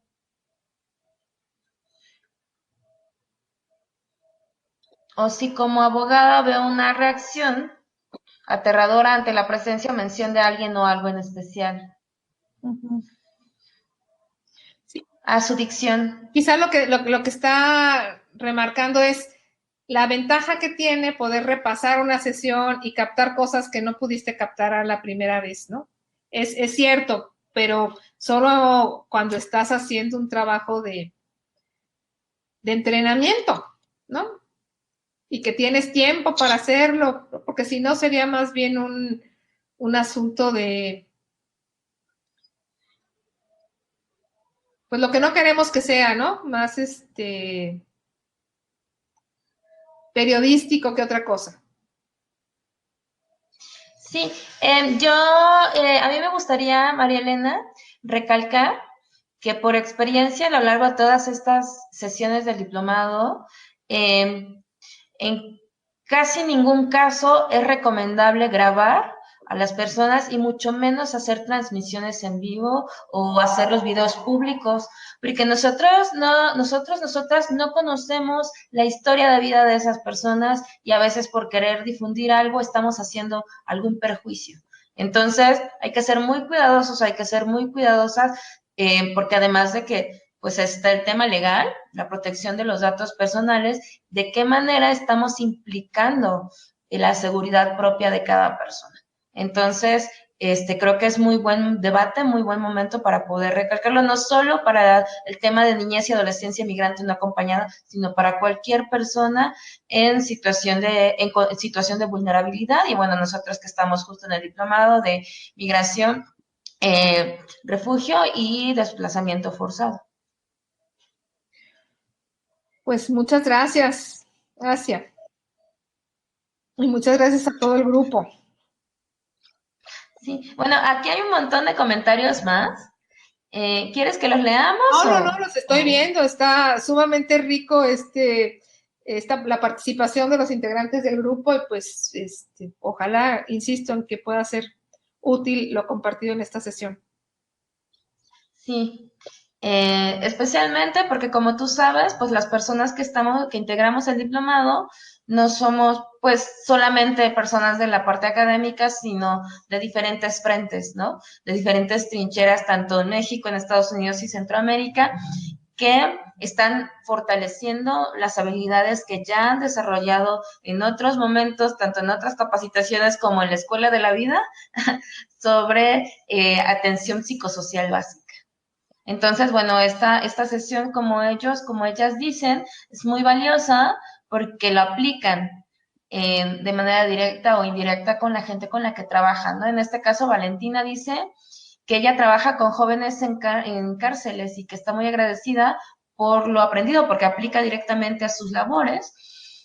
Sergio Luna es director de La Sagrada Familia, un albergue en Tlaxcala, y es una muy buena síntesis de intervención psicológica básica en primeros auxilios psicológicas.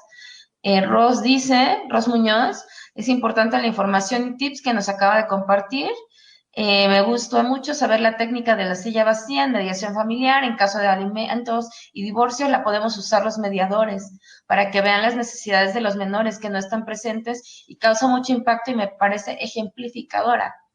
Laura Fremont, me parece que es muy buena sesión. Creo que en general estar en la experiencia de entrevistar es algo que nos puede dar miedo o preocupación. Es normal para la responsabilidad que conlleva y por eso la importancia de prepararnos, pero también de practicar con personas expertas. Al mismo tiempo, creo que ese estrés puede minimizarse si tenemos más claridad de lo que sí hace nuestra institución o de la red sistema en la que estemos. María Angélica Montesinos dice, es bastante útil, considera que se requiere ahondar un poco más sobre adolescentes y las técnicas de entrevista enfocadas a ellos, pero entiendo que eso también requeriría una sesión completa. Sí, Angélica, justo la sesión pasada fue sesión completa también de técnicas de entrevista, especialmente para niñez y adolescencia migrante no acompañada, y bueno, más del debate sobre las videograbaciones, dice Marta, que pueden evitar la revictimización. Valentina Kaiser, ¿es verdad? Ya ves lo que le pasó con Wilfredo y Marianela. Bueno, te cuento rápidamente, María Elena, Wilfredo y Marianela son un caso que nosotros dejamos de tarea, es un caso real. Ellos salieron huyendo de la violencia en sus países, les tomaron fotos, ya estaban establecidos en México, les tomaron fotos, les tomaron videos, publicaron una noticia en internet cambiando sus nombres, pero al final la Mara los encontró. Entonces, justo por esa irresponsabilidad de las personas que publicaron, pues esas imágenes fue que ellos sigan huyendo de la violencia. Entonces, justo, ¿no? Es parte como de las cosas delicadas que hay que tener en cuenta. Es un caso que nos compartió Sin Fronteras. Paula Rojas dice, muy buena información, interesante, nunca sale sobrando. La experiencia que cada cual tiene filtra la información. Las grabaciones aún con fines de aprendizaje deben hacerse bajo respeto de las personas a grabar. Si es atención psicológica de emergencia o primeros auxilios, no da tiempo de grabar ni creo que sea necesario. Estoy de acuerdo con Asia. Si la persona o el niño o niña adolescente quiere hablar, poner una cámara limita la conversación. Concuerda, Sol Durán es psiquiatra. Me parece interesante saberse las técnicas de intervención. No obstante, veo la importancia de que un profesional de salud atienda la situación. Paulina Paz. Dolores Merlo solo pone estoy de acuerdo. Gracias, Dolores. Ricardo, es de gran utilidad conocer la recomendación número 12 del Comité de la Infancia de las Naciones Unidas, realizada al Gobierno de México, la cual habla sobre el derecho al niño a ser escuchado. Muchísimas gracias, Ricardo. Si quisieras compartir el documento allá en el foro de documentos en la plataforma, te lo agradeceríamos un montón.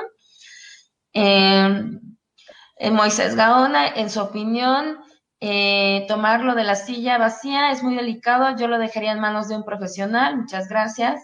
Gabriela Owen, de Nueva York, es muy importante todo lo que compartió, muy enriquecedor. Yo no trabajo niños, pero mañana voy a una entrevista acompañada con una trabajadora social y van a ver a un joven de 17 años y su información justo le cae como anillo al dedo, bueno, eso lo digo yo, pero lo dice también ella en su relato. Gracias por tan importante información, tan buen material. Es información necesaria, sobre todo porque las personas sin entrenamiento profesional para hacer frente a una crisis de niñez y adolescente no acompañado, se siente una persona perdida ante la situación, por eso es necesaria toda la información teórica y práctica en estos casos. Muchísimas gracias, siguen las felicitaciones. Y bueno, a Marta, nosotros vamos a subir la presentación de la doctora el día de mañana y ahí van a poder ver todos los enlaces de la bibliografía que compartió al final. Si pudieran también, Pilar, por favor, compartir en el enlace que subieron por aquí para el grupo y también ahí en la plataforma sobre los materiales lúdicos. Y bueno, doctora, no me queda más que agradecerte, no te puedo decir que no fue exitosa tu clase, fue muy exitosa, tú lo estás viendo justo porque como te compartía, son personas que ya trabajamos con población en situación de vulnerabilidad, entonces la información que tú nos compartes es sumamente pertinente para fortalecer las herramientas que ya han desarrollado de una u otra manera y uno de los principales objetivos del diplomado también es saber cuáles son nuestras limitaciones y creo que es muy bueno que las propias personas puedan decir, no, yo no soy capaz de hacer esto, no, en este momento tengo que redireccionarlo con una profesional de la salud. Es clave entender qué situaciones están más allá de nuestro alcance y poder canalizar esas situaciones a otras personas mucho más especializadas. Me da muchísimo gusto leer todo lo que están poniendo porque justo es uno de los objetivos del diplomado. Y pues no tengo otro comentario más. No sé si tengas algún comentario final. Pues agradecerles la riqueza de compartir con tanta gente que directamente trabaja con migrantes y bueno, pues la esperanza de que les pueda ayudar esta conversación y estos materiales. Muchas gracias. Muchísimas gracias. Saludos a todos, a todas, que tengan buena noche. Nos vemos el próximo miércoles. Adiós. Nos vemos, bye. Adiós, hasta luego, chicos, chicas, bye.